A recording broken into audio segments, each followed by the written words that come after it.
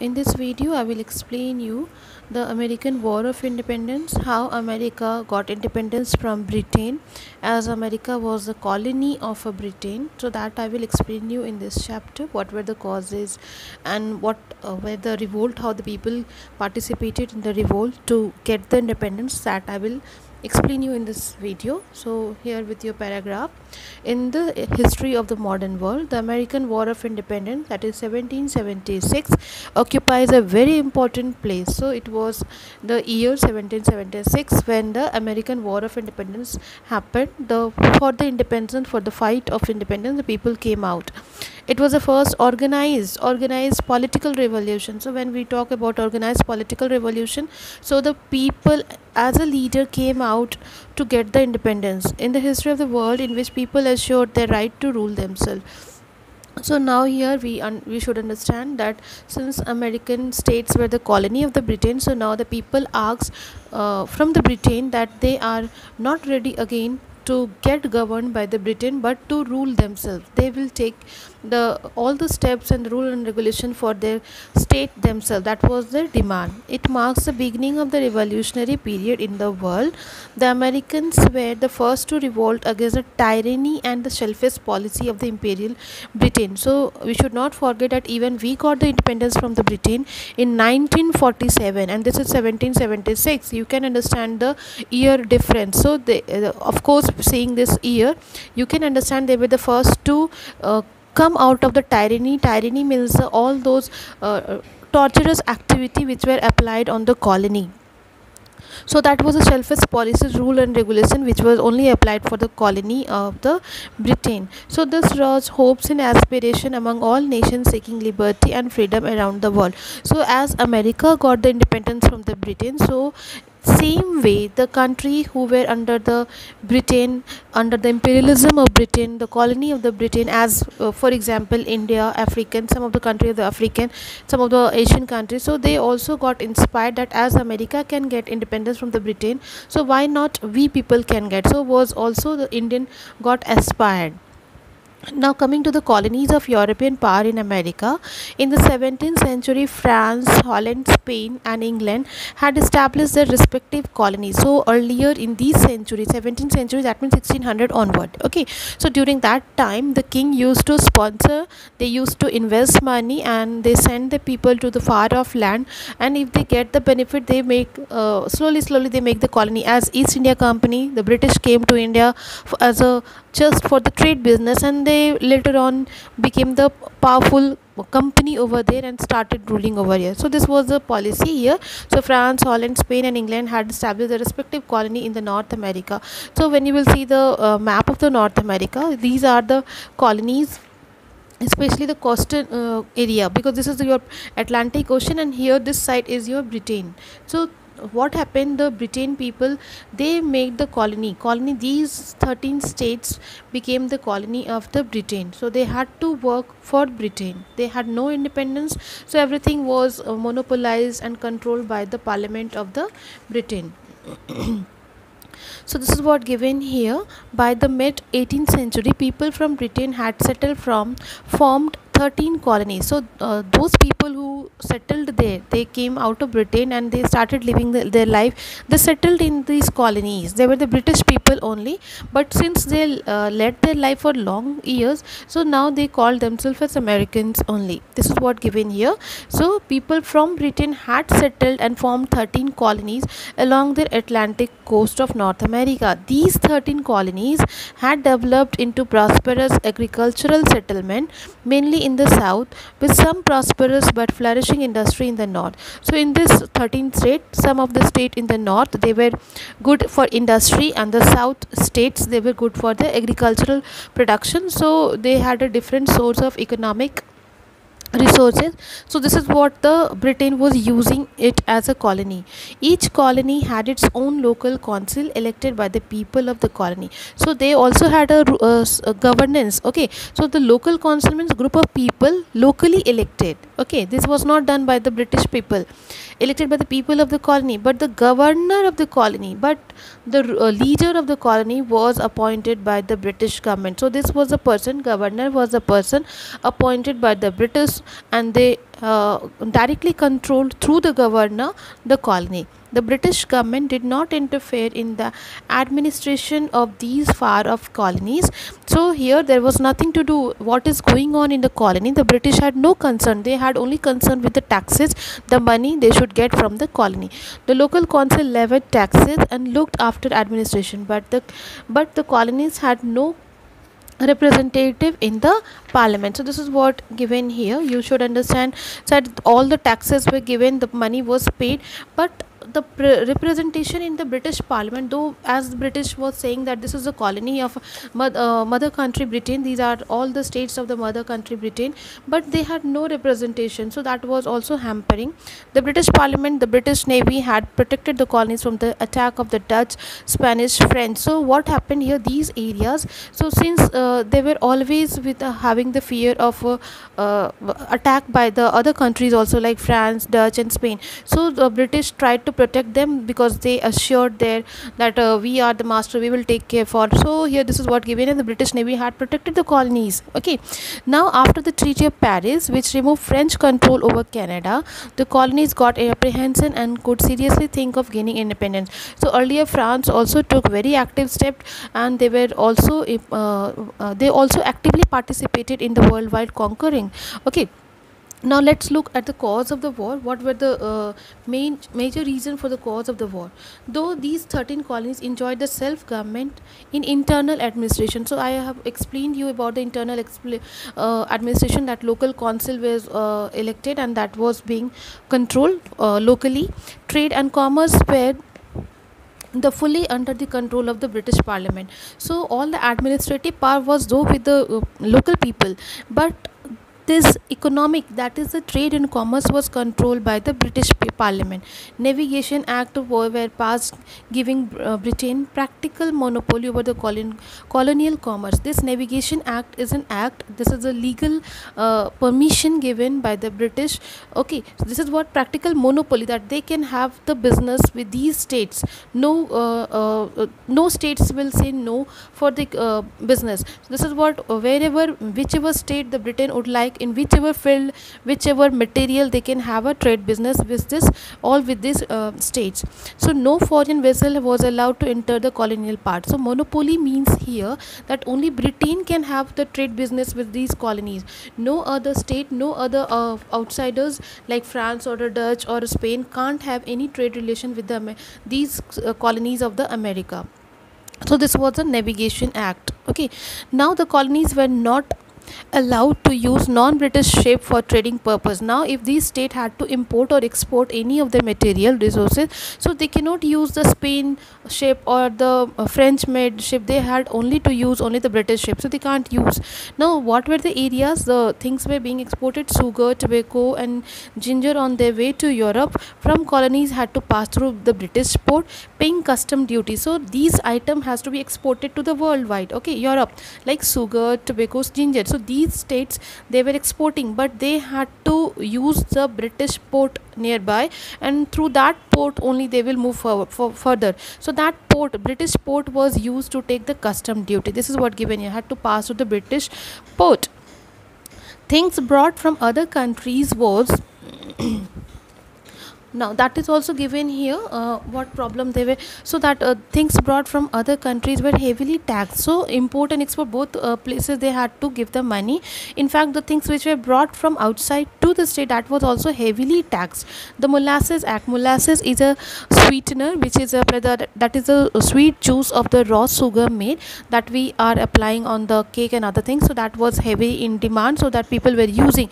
Now on that material also there was an act made, the Molasses Act, levied duties on molasses which the colonies brought from home outside. So this is what from they needed this, and they had asked, they imported this molasses from outside, so that was also heavily taxed. Moreover, it was illegal for the colonies to set up industry that could compete with the British factories. Now this is what the reason, the Britain don't want any British setup, any independent setup in the state. They only want this state to use the British manufactured items, so they don't want any industrial setup in any of the colony.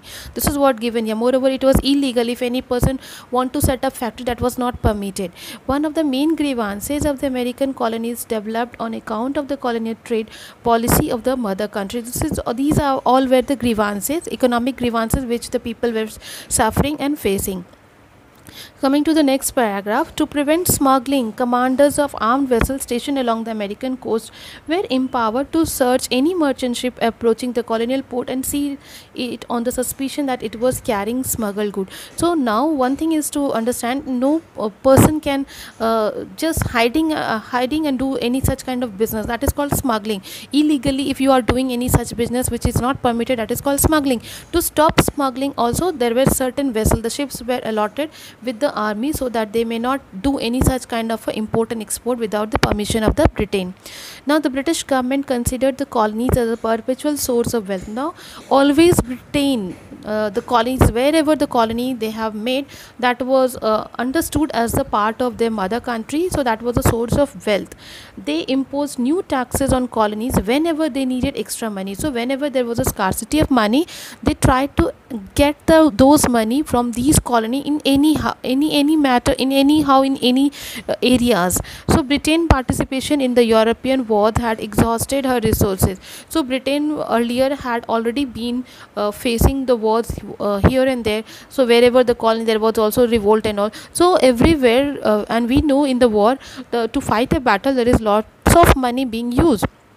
So of course there is a scarcity of money and the resources. So the British government felt that the colonies should share part of their burden. So this is the thinking, that if the Britain is suffering there, if there is a scarcity of money, so that should be fulfilled by the colony, the state's colony. So in 1765, British Parliament passed another act, that is called the Stamp Act. So stamp, you must be knowing the stamp ticket we apply on the legal document. So this one's act was passed, which was called Stamp Act. Under that, the Stamp Act made it compulsory to affix stamps on all papers used in legal transactions. So all those legal documents, it was necessary to paste, to use those stamp, and that of course when you apply the stamp, that will cost money because you will purchase from the office of the British. So this is what another new thing which was applied. So it rose protests from the colony. The people were not happy. They revolted against this act. They proclaimed that there could be no taxation without representation in the British Parliament. So now they said no more taxation we are going to pay unless we are allowed to be the part of the British Parliament. They wanted to send the people in the Parliament so that they can say the problem what the states were facing in the colony, in these colonies. Now alarmed by the open resistance in the colony, the British Parliament repealed the Stamp Act in 1766. Seeing those kind of a revolt there in this colony, so the British Parliament took back that Stamp Act. But the British Parliament also passed a Declaratory Act. So one Stamp Act was taken back, but on the other way, another act was passed, that was called Declaratory Act in 1767. Now asserting the authority of the British Parliament to tax the colony. Now this Declaratory Act was declaring that the British had the power to tax on anything. No, there should not be any kind of a no for it. This is what here, that you can't revolt against, you can't go against this any of the act. So this is called that the British got the right to make any tax regarding anything. In pursuance of this act, duties were imposed on lead. So now under this act, now they started imposing the taxes. Which are the area where they have imposed the taxes on lead? These are the items: lead, glass, paint, tea, and few other articles imported into the colony. So those articles, those material which were being imported in the colony, these were heavily taxed, because under this declaratory now they can impose the tax on any of the item which the British feel. Now in the face of a movement against taxation, the British Prime Minister repealed all the duties except that on the tea. So now again when there was a rapid revolt for all these items, so again the British Prime Minister, they decided to take back all the taxes over from these items, okay, leaving the tea. This was an act of compromise, no doubt, but was also a confirmation of the right of the British Parliament. So the tax to the colony. The government also wished to help the East India Company to dispose its large stock of the tea by selling it to the colony. Here we should understand why the government have not removed the tax on the tea, because East India Company had a large stock of teas there in the colonies, and that would go waste, so that they wanted to get the money through the tea, so that from the tea the tax was not removed. Other than other item they have taken back. So now what happened?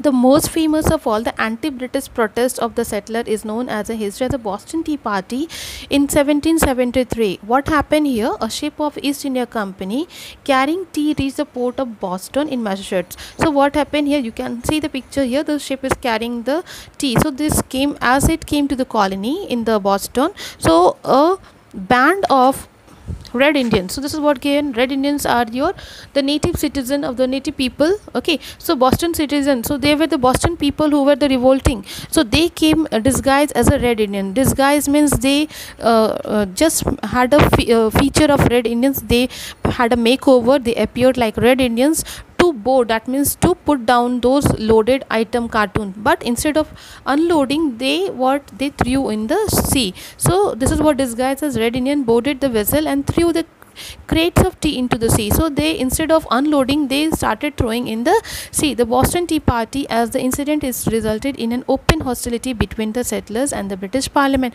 So this was an open revolt where the things were done. Earlier this such type of things were not done. So this was an open revolt. Now the British government took retaliatory steps. So retaliatory steps, action were taken against these people by the British government. They closed the port of Boston to for all the trade. So finally that Boston port was closed down. Now the writing of the philosopher, now this part, the people who were intellectual people, they also, through their writing, they greatly inspired the people who were fighting for. So the writing of philosophers such as John Locke, John Milton, Thomas Paine and John Harrington greatly inspired the people of the colony. These philosophers stated that all men were equal and were entitled to some basic rights. So they said all of us are equal, whether we the part of the colony or we the British people. So all of us are equal and we have some basic right. We can't work like this in like a just slave. They also said that man has a right to live according to their own free will and also has a right to fight against injustice. So they said that it is our right to go if anything wrong is going against us. So that right we had to stand up for that. So this is what the mind was being just occupied by these wonderful writing by these intellectual people. Now how the beginning of the war took place, that we will see here. The cause of the Massachusetts was soon taken up by the other colonies. So slowly there were 13 states. So one colony, the other colony, they all get inspired and they became they targeted all together as one to the British Parliament. Opposition to British policy took on a national character. So it became one goal to fight against the British people. Representative of 13 colonies, since there were 13 states, so there were 13 leaders gathered in Philadelphia in 1774. So they all gathered, these political leaders, they gathered there in what is known as the First Continental Congress. So that was Continental Congress in which the representative people, they gathered there. They appealed the King George III not to impose tax on the colonies and to end the existing restriction on the trade. So all these 13 leaders all together, they asked this King George III not to impose any more taxes on the colonies and to end the existing restriction of whatever the restrictions were there, because they can have only the trade with the Britain and they can use only the British vessel. So there were certain restrictions and all. So that was asked that you kindly remove. Alarmed by this act of protest, the king sent his troop to suppress them. So the king was not happy with such kind of a revolt. They asked the people to suppress it, to put it down. The colonies also prepared themselves for a direct fight with the British troops. So now the colonies were now directly with the fight of the British troop which were sent by the British Parliament. A colonial army was created and George Washington was chosen as the commander of the colonial force. Now one leader was needed and that was George Washington, which was approved by all the 13 colonies. So he became the leader of the people of the all 13 states and he came as a forward person to fight for. He created all those policies so that they can get the target of the freedom. British attempt to seize American arms and ammunition led to the Battle of Lexington and Concord near Boston in 1775. Now, what is this British attempt to seize American arms? So, since the British had the knowledge that the Americans can use all those weapons and all, so they tried to seize those things. That happened in 1775. This marked the beginning of combat between the British forces and the colonial army. So that was a straight way of fight, weapon to weapon. So a series of wars were fought. So that war was not one. So there were different war, one after the other. It happened on 4th July 1776. The Declaration of Independence was issued. Then finally, these people all together, the people of the 13th state, they issued the Continental Congress and their Declaration of Right. So the draft of the document was prepared by Thomas Jefferson. You need to remember this person name. He had made a proposal that was a draft, okay, and that declaration said, now under that declaration, as we have the constitution, so they also had the declaration, and under that declaration, what was that?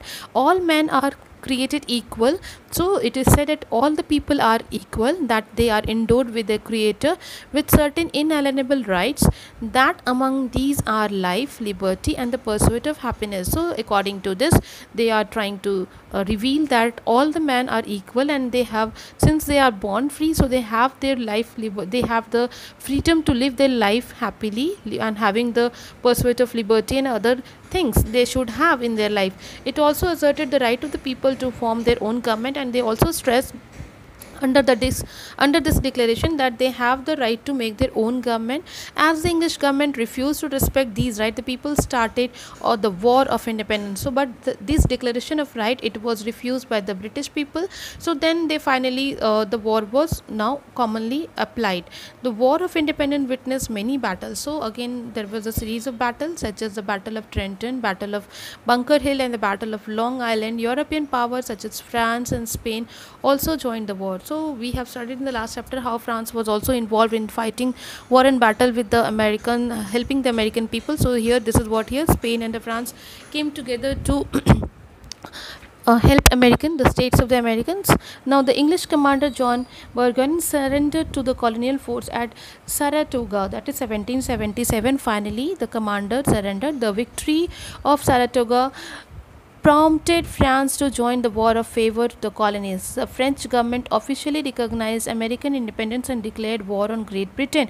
So we have seen how France was a bitter enemy of Britain. So the Treaty of Paris was also signed. So now this French government, they assumed this 13th state as an independent state. They were with this 13th state, and they said that they are free now. They are no more under the Britain, and they will not follow any of the rule or the things made by the Britain. The war ended in 1781 when the British force under Lord Cornwallis surrendered. The British government did not make any further effort to re-establish control over the colonies. So this was finally the things were handled over when Lord Cornwallis surrendered, and later on the British never tried again to get back those states which they were having, or they tried to rule over there. Now, result of the war, birth of United States of America. Now what happened after the war?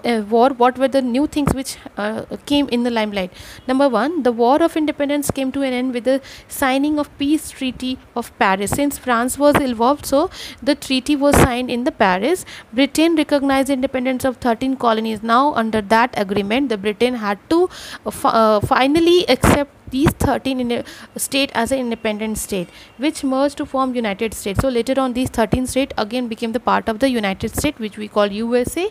The new nation was endowed with a vast stretch of land from the Atlantic Ocean to Mississippi River, and from the Great Lake to Florida. George Washington became the president of USA in 1789. So this was what happened here. The new thing happened here.